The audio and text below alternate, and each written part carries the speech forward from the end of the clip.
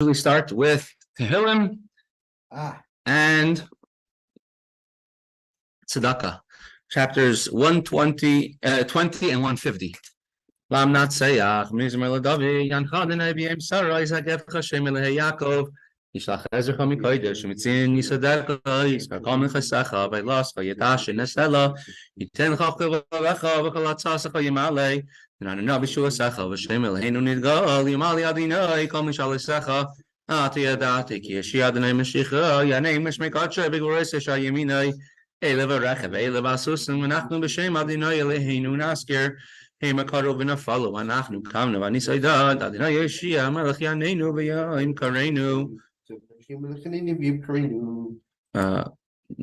Now, chapter 150. Hallelujah, hallelujah, Bikachai, hallelujah, Bekiauza, hallelujah, Biguraisav, hallelujah, Kiraiv Gudlai, hallelujah, Beseika Shofar, hallelujah, Nevel Vechinar, hallelujah, Besoifu Machol, hallelujah, Beminim Vugav. Hallelujah, B'tzilzalei Shama, hallelujah, B'tzilzalei Seruah, Kollel Neshama, hallelujah, hallelujah. And if you have a pushka, hallelujah. Some money in the pushka, please. We have a special background that makes a pushka disappear. Okay, we will continue now with the Gemara. We finished the Mishnah on Shalom Aleichem Reb Label. The Mishnah we finished on Daf Chaf Amadeus 20b. The Mishnah listed off a whole slew of mitzvahs that can only be done by day. And of course, we concluded with mitzvahs that can be done either only by night or kosher the entire night. Now the Gemara is going to go through all the mitzvahs one by one, finding the source for every single one of these mitzvahs. How do we know this mitzvah can only be done at night? If you have a Arts for Gemara, we are on 20b2. We're almost done this parak, almost done this chapter. Mitzvah at the end of this week, I think we should be done this parak. Maybe before, maybe tomorrow. Says the Gemara, having listed many mitzvahs that can only be done during the day, but they can be done anytime during the day unless specifically limited by the Torah. For example, davening mincha or Tiferes or something like that, which can only be done at a certain time during the day. Minolan asks the Gemara, what is the source for Megillah that we must read the Megillah during the daytime hours, but it can be done anytime during the daytime hours? You don't say you have to do Megillah only in the morning. For example, after Shacharis. How do we know Megillah can be done any time of the day? Just give Rabbi Park Gemara. If you want to follow along the time. Sorry. So says the Gemara, how do you know that? The Amar Kra, because we have a verse in the Megillah which says, V'hayamim ha'ele niskarim v'nasim. And these days of Purim have been remembered. And from the fact that it says V'hayamim, and these days of Purim will be remembered, we know that Megillah must be read during the daytime. And as we had before in Daf Daled from Rabbi Shiur ben Levi, we repeat the Megillah also by night. Next, Hallel. Lekriyas Hallel. What is the source? That Hallel must be read, at least as part of Shacharis, specifically during the day. So we bring a pasuk, a verse from Hallel. We say, Mizrach shemesh ad mevoyai mehulul shem Hashem. From the sun rising in the Mizrach, in the east, ad mevoyai, until the sun sets, mehulul shem Hashem. Mehulul means you can say Hallel. You can praise the name of Hashem, the name of God. Meaning that Hallel can only be said from when the sun rises in the east until it sets in the west. So, as Rashba explains, that Hallel must be said only during the day. Rabbi Yossi says, I have a different source how Hallel should be read only specifically during the day, go to chapter 118, and we say the words, this is a day which Hashem has made. We will rejoice and be glad in it. So he says, this is the day. Megillah, we could praise, and Hallel must be said only when there's a time of simcha, a time of joy. And from here we see that that's his source why Hallel must be done specifically during the daytime.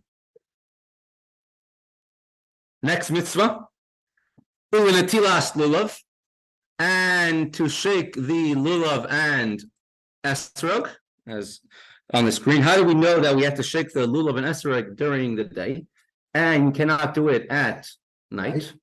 Till the extent there's even some people say you shouldn't move the lulav and esrog by night because it's not needed for the night. Although we could, halachically we could, because if we're moving it for the need of the lulav and esrog, and they per se are not muktzah during the day.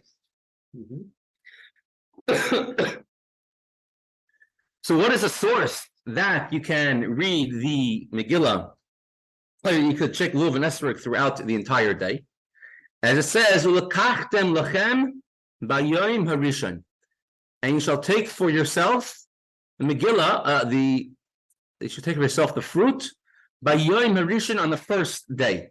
And there you see that you can only shake lulav and esrog during the day. During the Holocaust, there's a famous conundrum, a famous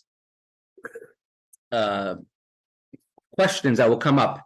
And there's a book of Shiur Shuvas questions, actually very questions that came to Rabbanim during the Holocaust, called Shiur Shuvas Mima'amakim. Makim means from the depths, from the darkness.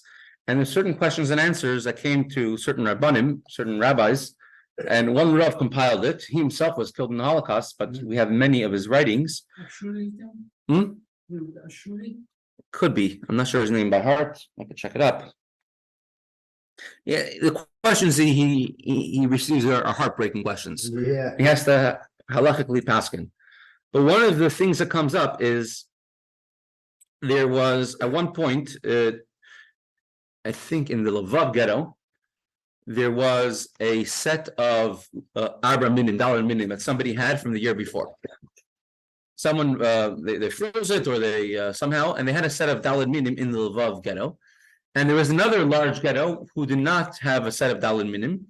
And there was one day where they were sending a group of laborers from one ghetto to the other for one day, and they'll be sent back. So they'll be able to smuggle in with them the lulav and esrog. But they were being sent on Shabbos. That was the one day that they're going to be over there at the other in the other ghetto. So could they send the lulav and esrog to the other ghetto to be used on Shabbos? Means everyone there will shake lulav and esrog. The only day they would shake it would be on Shabbos. You're right. Ushri was the name. Rephaim Ushri. But actually, did he survive the war? He did survive the war. Oh, he did survive the war. Passed away in the year 2003. The age of 89. So Rabbi Ushri. And I was very annoyed with him. You're what? I was very annoyed with him Why? because his son worked in the office in the camp, and his son realized that his name was on a list for the next selection. Who, the son? Yeah. And he asked him, "Can I take my name off and put somebody else's name on there?" Right. And he told him, "I can't answer you. I don't have any swear in there." And he let his son stay on the list. So listen, it's nothing from that time is something that we could explain. However, what's with that actually? I mean, maybe I'm just not a primitive person on my mind. Of course, you take your son's name off. What kind of child is that? No, at the expense of someone else, right? Yeah. Okay. However, he was being asked as a Rav. He wasn't being asked as a father; he was being asked as a Rav. Exactly. Please.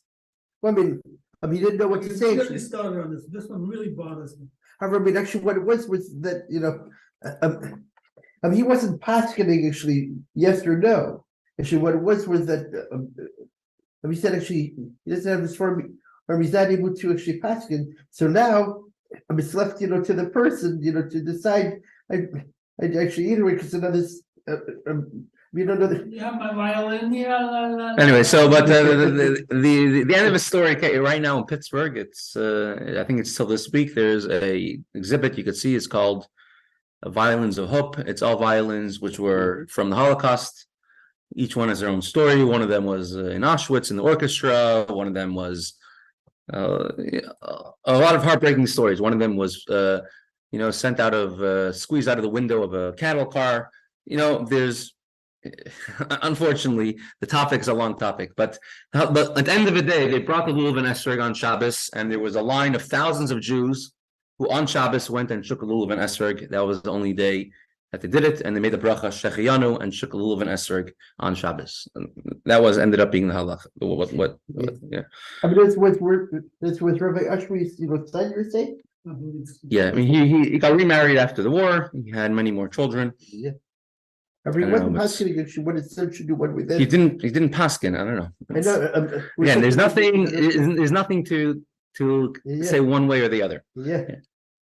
We simply didn't know what to say, so actually his son actually decided not to do. You can find this in the meditation. I cannot. I mean, my son. It's true. The only thing, I mean, we may have actually done differently. Like in Eretz, you're willing to send your son to the front line, go into the tunnels? But I'm trying to say is that it's like somebody's got to do it. Not my son. That's true, but at the same time, though, it's like First of all, he's too old. He's 55. Okay, let's continue the Gemara. So from there is a source they can only shake lulav and esrog during the daytime, not by nighttime. Shofar. What's a source you can only blow the shofar during the day? Dichsiv, as it says, Yom Teruah Yilechem. It should be a day of Teruah, of blowing of the shofar, as it says in the Torah. That means the entire day is a day of blowing of the shofar. Even when you're not blowing the shofar, that's how the day is defined. Continues in Musafin. How do you know the carbon musaf has to be specifically brought during the day? Tichsiv, as it says, Dvar Yom B'Yoimai. You should bring the carbon every single Dvar Yom B'Yoimai. This is in Parshas Emor. All right, every single specific day has its special carbon, so the carbon can only be brought during the day. And Viltfilas on Musafin, how do you know you could only daven Musaf during the day? Tichsiv, as it is written, the Musafin Shav Yerabanan. The Chachamim, the sages, made the carbon Musaf and the prayer of Musaf, which is to make up for the carbon Musaf, they made them equal. And therefore, just like you could bring the carbon Musaf the entire day, it doesn't have to be. You don't say Zrizim Akdim in the Mitzvos. It should be done at the first possible moment. So too, the tefillah, the prayer of Musaf, can be done throughout the entire day. And like Rabbi Carr brought yesterday, if one is davening Musaf late in the afternoon, then according to halacha, they should first daven mincha and then daven Musaf. Which line you have? Which what? Line. The line starts Ulatfilas. Right, the last word in the line is Ulavidoi. Ulavidoi parim. For the confession of the bulls. When a Kohen Gadol, a high priest, has to bring a certain carbon for a confession for a sin that he did, or the Sanhedrin, and I even brought a picture of them somewhere, Sanhedrin also brings a carbon for if they made a wrong decision. It has to be done during the day. The confession, the carbon has to be done for sure during the day. Could they do the confession by night? Let's say if somebody has to travel, could they do the vidu the night before? They have to do it by day. How do you know? Yalif kapara miyoim hakipurim. For we learn from Yom Kippur, we learn that one must do anything which atones only during the day. And we have what's called a Gzeir Shava, when two similar words are in a pasuk. On the one hand, it says, by Yom Kippur, Aaron, the high priest, should bring the bull, the Chiper Ba'adoi Ve'ad Beisai, and he should atone for himself and for his family. So on Yom Kippur, we have the word atone, which must be done specifically during the day.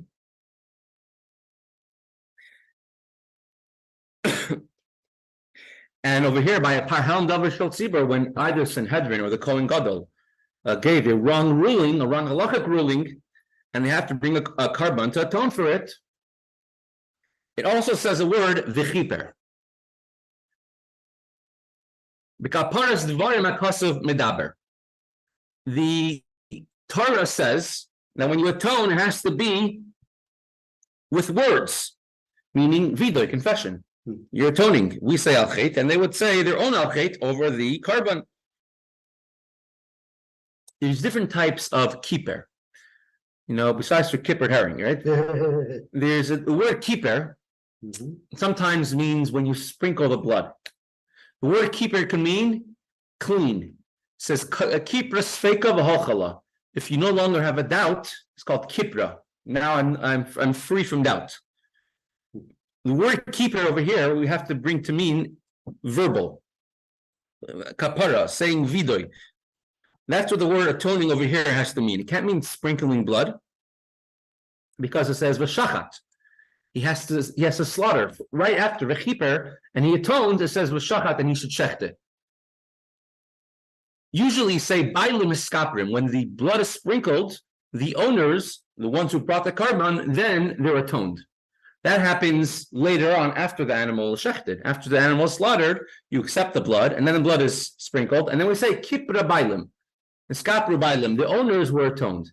Here, the word in the pasuk is the chiper ba'adoi v'ad beis. So he should atone for himself and for his house. The shachad, and then he should shecht, and then he should slaughter. So it can't be talking about sprinkling the blood because there's no blood. The animal's not shechted yet. So atoning over here must mean verbal, confession, saying the words. And if saying the words, that means vidoy, kapara. And the kapara biyamamahu. And any type of atonement of vidoy has to be done during the day. As it says, on this day, I will atone for you. So a vidoy and a carbon has to be done all specifically during the day, because by Yom Hazeh, on this day, you shall be atoned.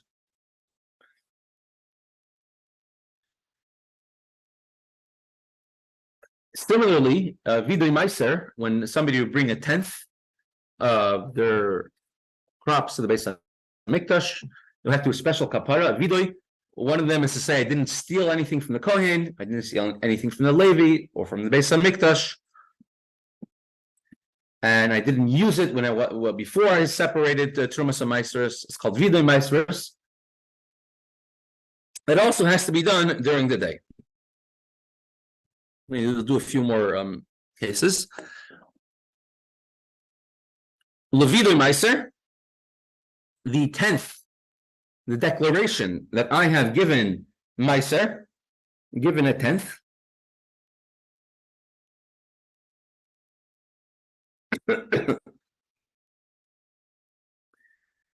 This says, as it is written, this is in Parshas Kisava. You said it, you should say in front of Hashem, Bi'artia kodesh min habayis. I have removed anything sacred, mean Trumas and Meisers have been removed from my house. This is in Parshas Kisava. On this day, Hashem has commanded you. You should say in front of Hashem, I removed any holy things from my house. I have no more Trumas and Meisers. Now I can enjoy all my leftover grain and produce, because Truma and Meiser was already separated. Several psukim later, right after the Vida is over, we say, Pasuk Kazayin, Hayoim Hazeh, this day Hashem commands you to do all the mitzvahs and serve Him with your heart and your soul. It's a famous parsha of Eidos where Hashem makes us, warns us to fulfill the Torah mitzvahs. Soon afterwards comes blessings, and then the opposite of blessings, Teichacha, at the end of Parshas Kisavai.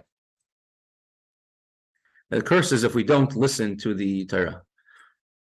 Can I actually ask you something from yesterday? Yeah. So if somebody really fixed their nails and it was totally smooth, Mm-hmm. why can't you shecht with it? Why can't you do the malika with it? But how long is it? Has to be long enough to do malika. Otherwise, he's not going to shecht with his nail, right? He's going to be shechting it with his thumb, with his finger. Nice and warm. Yeah, so that's fine. So then it's kosher, yeah. No, because malika is done from the back of the neck. All the back of it. Correct. Yeah, so it's not a regular shechita. But if it was done from the front, then it would be good. Probably. If you made it, because it says you can shecht with everything, even with a piece of grass. Correct. Question is it even, how is it like physically possible to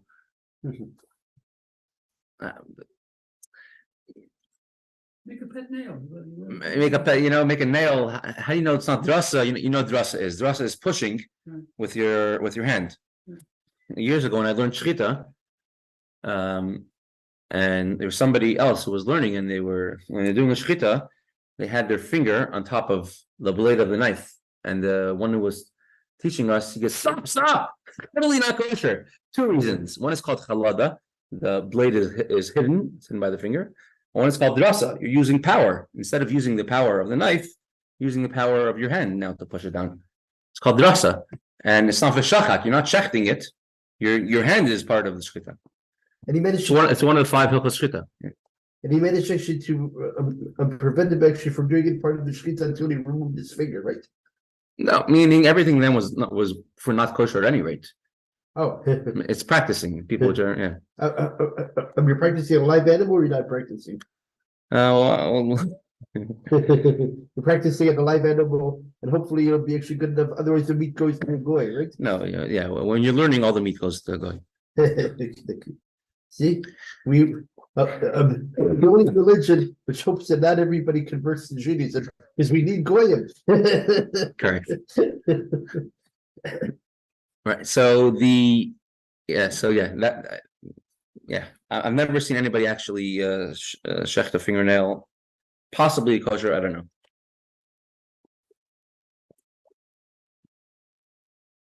And another thing is the malika has many different. The halachas of malika are a lot different than shechita. So shechita has how far they have to shecht, etc. Many things are different. The smicha v'leshchita. When you bring a carbon, you have to lean your hands on the animal, and usually the vidoy, right? Al chet.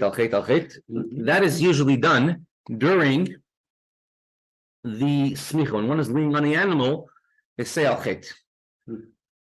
Now, although we already learned before in the Mishnah, and the Gemara explained how vidoy has to be done during the day. So you might say to yourself, okay, if the confession when you bring the carbon has to be done during the day, and the confession is always done during the smicha while one is leaning on the animal with all their strength, so it follows that smicha, leaning on the animal, also has to be done during the day. So why do we have to say both of them? Just say one of them and the other one should go along with it. It's like saying, I parked my car over there and the right wheels were parked. I mean, assumingly, if you park the right wheels, left wheels were also parked. So why do you have to say both cases in the Mishnah that it must be done during the day? That vidoy over a carbon has to be done during the day, and smicha, leaning on the carbon, also has to be done during the day. Smicha is what you're doing is smicha is when you're giving over power to somebody else. Moshe gave power to Yeshua. A rabbi gives a power for another rabbi to paskin by smicha. So here you're giving over your power, meaning you're either your oily one get closer to Hashem, or your atonement, your sin, and your punishment, you're giving it over to this animal, and putting all your strength in it, and giving over that to the animal, and that is brought on the Mizbeach. So why does it have to separate into two different parts, two different clauses? And so the answer is that there's one type of vidoy which is not connected necessarily to smicha, to leaning. You could do a vidoy even if you're not leaning on a carbon at that point, as a vidoy of Yom Kippur. It could be a separate vidoy which not necessarily has to be with a carbon, because a kohen gadol is allowed to send a carbon to somewhere else. So therefore we have to say both of them, smicha and vidoy. The chsiv, how do we know that leaning on the carbon has to be done during the day? It says v'samach v'shachat. It says one, it should be right over here. 6 out of this.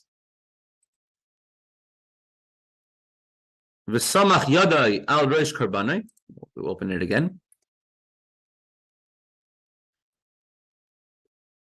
It says, and he should lean his hands on the head of his carbon.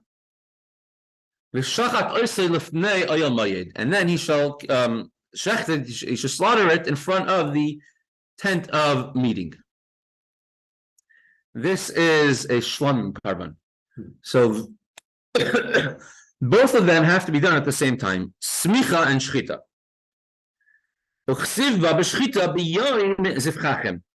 And it says, regarding to shchita, in Parshas Zechariah,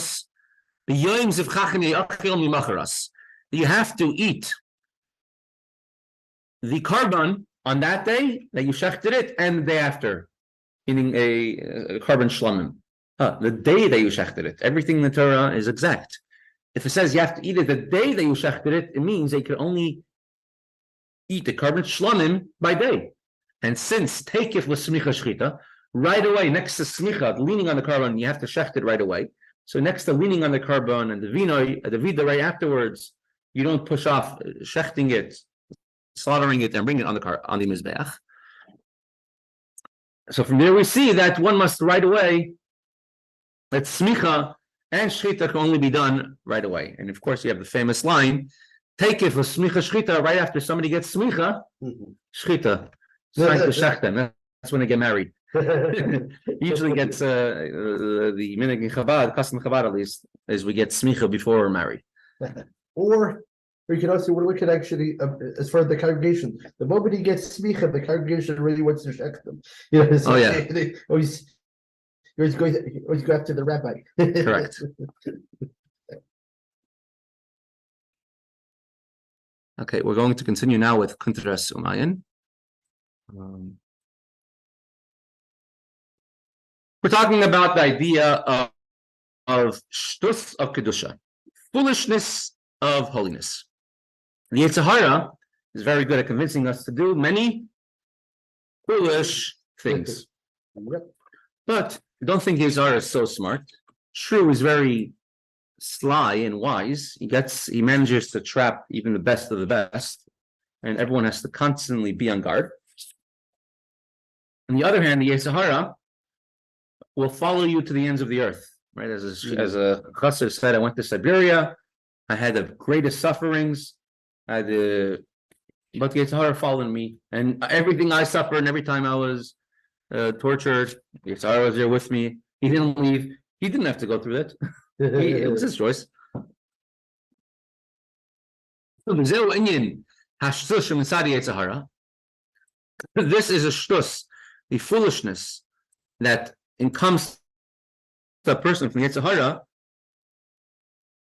I think we did this paragraph yesterday, right? That a person doesn't think ahead, doesn't use his seichel. He's so overwhelmed by his physical awareness that he loses the spiritual sensitivity. And the foolishness of holiness, he says in a similar sense, that he goes beyond the letter of the law, much, much beyond the letter of the law. Even when halacha says you're not obligated to do something, he will go and do that. And we brought the example yesterday of Esther and Malka. Esther, she risked her life to go to the king right away, although halachically she didn't have to, and she did it anyways. idea of Mesiras Nefesh. That Mesiras Nefesh is actually what caused the miracle to happen, able to bring down such a strong godly revelation. You see this person on the screen, the picture of this person. Yeah.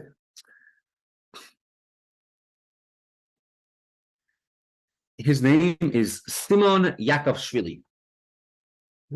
Simon Yakovshvili, or as he changed his name afterwards to Jacobson. His name is Simon Jacobson. And if you know today, there's a Simon Jacobson who came to author of Towards a Meaningful Life is his grandson. Rabbi Yossi Jacobson is his grandson. Got to know several of his sons. He looks like a Jacobson. He's a Jacobson. And here is actually another picture of him. This is from when he left, when he managed to escape Russia on the false passports. Wow. He passed away in 1952. He was born in 1902. Lived only 50 years. He came here, United States on a false passport. Right? He left Russia on a false. He escaped Russia on a false passport. Remember, he was accepted as the United States citizen, though, right? No, he lived in Canada, in Toronto. Oh. And he was a Rav of a shul in Toronto, and he passed away very shortly afterwards. He managed to get Canadian citizenship, huh? Don't know. I'm not sure. All three of his children were all born in Russia, as far as I understand. So this, in the summer of the year 1924, the Frierdiker Rebbe called in 9 Hasidim, all graduates, you could say, of Tomchei Trim, the Yeshiva in Lubavitch, started by the Rebbe Rashab, and being run by the Frierdiker Rebbe, which was a very unique yeshiva, and he made what's called a pact of Mesiras Nefesh. A bris, we made a covenant, we're going to strengthen Yiddishkeit in Russia till the last tipas damacharin, it's called the last drop of blood. Out of this entire group, most of them ended up either being killed or dying in the concentration camp, in the gulags, some of them killed by the Nazis. Most of them did not make it out alive. Rabbi Simon Jacobson, he was Simon Yakovshvili, he was actually one of them. He was one of the 9 people who the Frierdiker Rebbe made this bris, this covenant with, to strengthen Judaism, strengthen Yiddishkeit. He was born in a country called Georgia, which is part of the Soviet Union. His ancestry was all the way back in Georgia, or was it actually that they migrated actually down there? He was born in Georgia. But what about his parents and stuff? Not sure. Probably for several generations. There was a great chassid named Shmuel Levitin, who was sent by the Frierdiker Rebbe to go to Georgia, Kutaisi, Tbilisi, and to open yeshivas and chadarim there. And many Chabad, great Chabad Chassidim came out of Georgia. They sent many Bachrim to Yeshiva, Tomchei Trim in Lubavitch. Many times the branches of the underground yeshivas, Tomchei Trim, were in the country or in the cities of Georgia and Tbilisi. And so he was sent to the city of Lubavitch by Shmuel Levitin, many great Chassidim who were all shluchim at one point or another in Georgia. Stalin himself came from Georgia, so perhaps maybe he was a little more lenient with Georgia. There was much less persecution. Well, I mean, it also may have been actually hard because remember, places that were more Asiatic in culture. Correct. It's like you're going to be trying to impose actually atheism. Just like in China, like it's harder for China, Perhaps, to impose what's in the outer layers. It's easier, more city people. No religion for you guys. Right. So Simon Yakovshvili, he was tasked by the Frierdiker Rebbe to go to shuls every single Shabbos, go from shul to shul, speak words of chassidus, encourage the people, make them to make shiur in every place.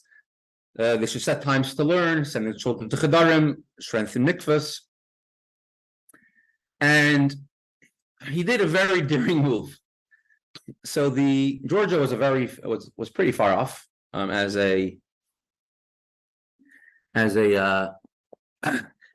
province, right, of the Soviet Union.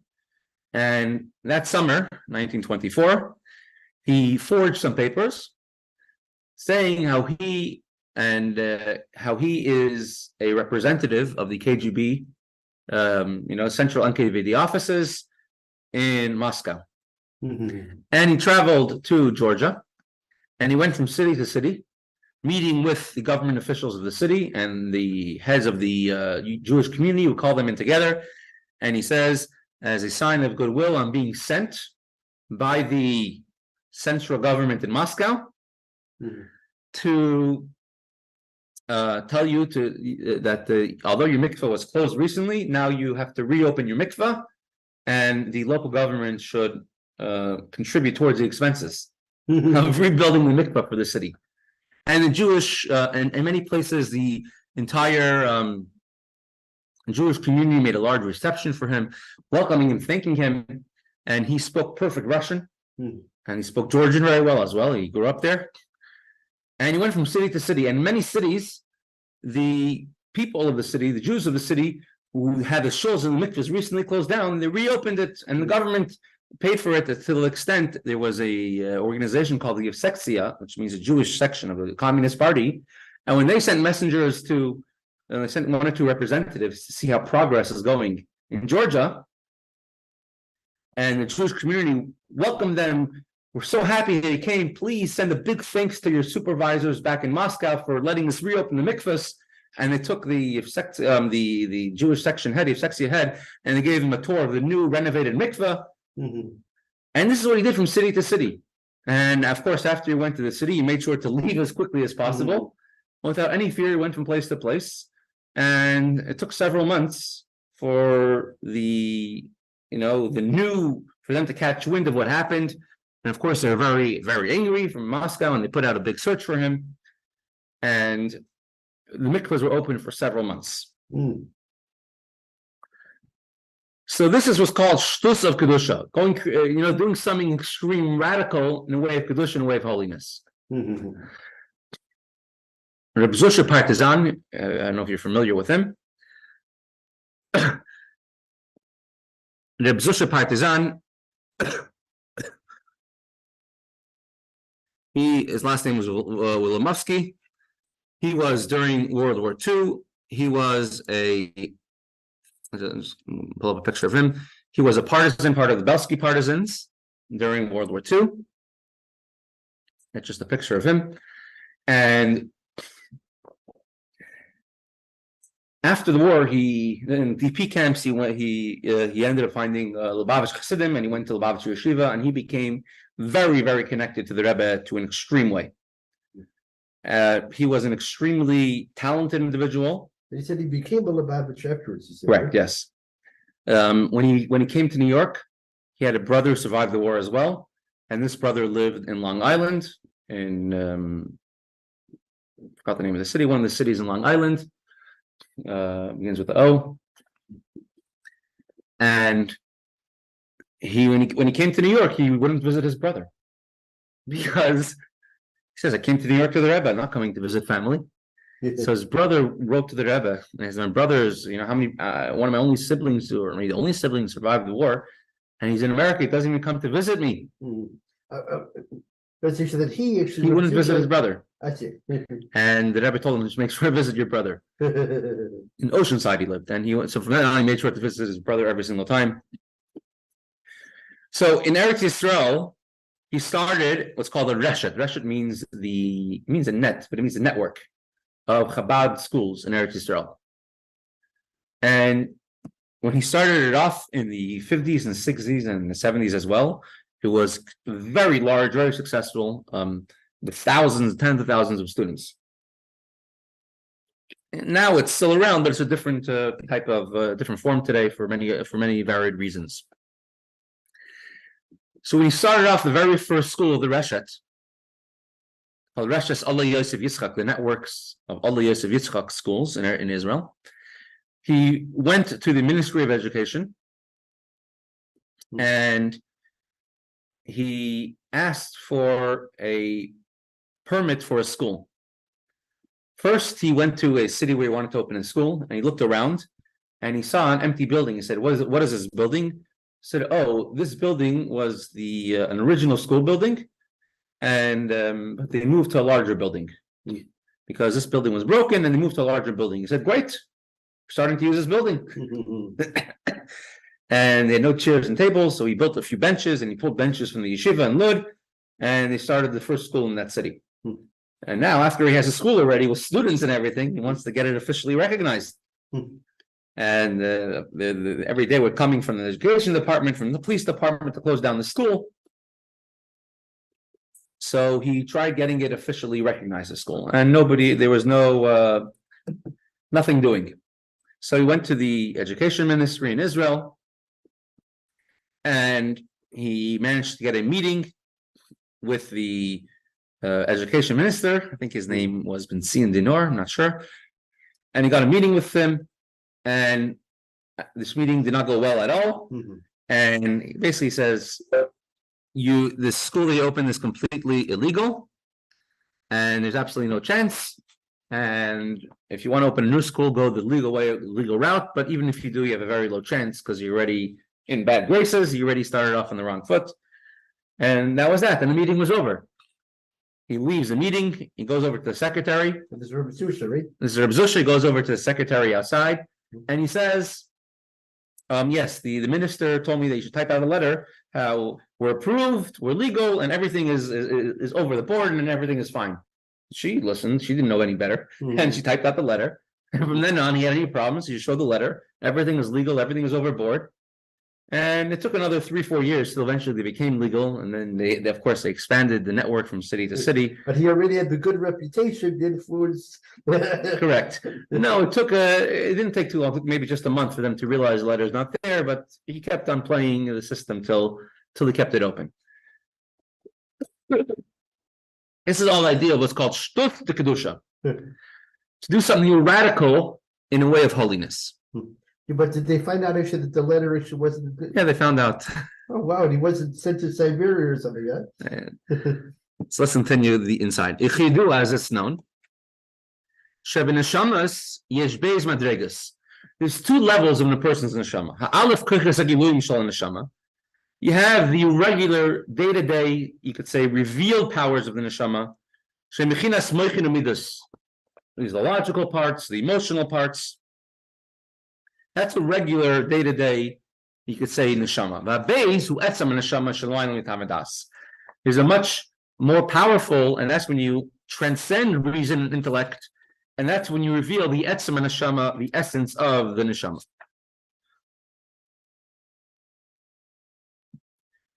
In every single neshama you have, as it says in chapter 1 of Tanya, 2 levels, 2 souls. In the soul itself, you have what the Friedrich Rebbe called is a neshama inside of a neshama, soul inside of a soul. Adam Rishon, other than the first person, he was a neshama klali, it's the general soul. Every single person who's born in history afterwards comes from Adam Rishon, comes from Adam. Yaakov Avinu is called the father of the Jewish people, and every Jew has a part of Yaakov Avinu.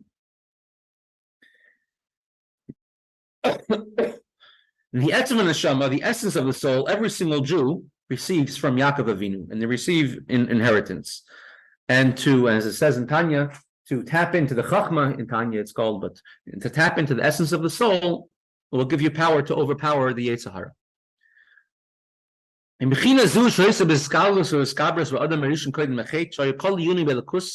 Before Adam sinned, the essence of his soul was revealed. The etzem neshama was open, was revealed.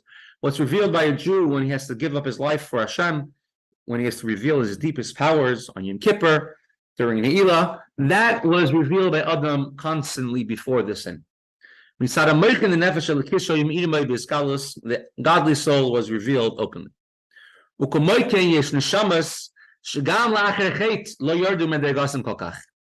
And there are certain souls that were not so affected by Adam HaRishon, by the sin. And the good and the evil were not so mixed up. behem are nashim elokis, and the godly soul is shining in a very powerful way. Yesh lam das v'asagav elikus, and these neshamas have knowledge and comprehension of Hashem, of godliness. Uvazeh kol iskam tamid, and this is what occupies them constantly. The einam shayachim.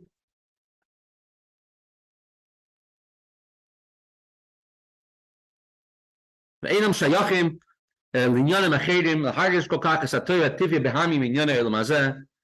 And they're pretty unsensitive when it comes to worldly concerns, physical concerns, animalistic concerns. They're not too sensitive to that. True, they're not holding quite the level of Adam before the sin, before the good and evil got mixed up, which he had no connection at all to any type of physical sensitivities. But they don't have a strong sensitivity for the natural. They're not so convinced by the Yitzchok, and they understand this truth and they know the truth, as aforementioned, all the previously mentioned calculations. Kitzer, bullet point summary. Elikim nasan la'adam hergesh eliki. Hashem gave person naturally divine sensitivity. As it says in Chassidus, that when a person is born, if they don't mess up their machshava, dibur, maisa, thought, speech, or action, every single Jew is worthy of Ruach HaKodesh, of prophecy. Hashem says that tzarich leidach, and being that Hashem gave us a divine sensitivity, we should know that your legacy and the true good and true welfare is in Torah and in Mitzvos, and being persuaded by the Yitzchok is false and evil. However, the fact that a person becomes sensitive to natural things is as a result of the sin of the tree of knowledge, listening to the nonsense of the Yitzchok, which comes and is inferior to reason, goes against your reason in an inferior manner. And we brought several examples of the nonsense or the foolishness of Kedusha. In a super rational way. And there are certain people which, although they are affected by the sin of Adam Rishon, the sensitivity to holiness is still overpowering, much stronger than sensitivity to non-holiness.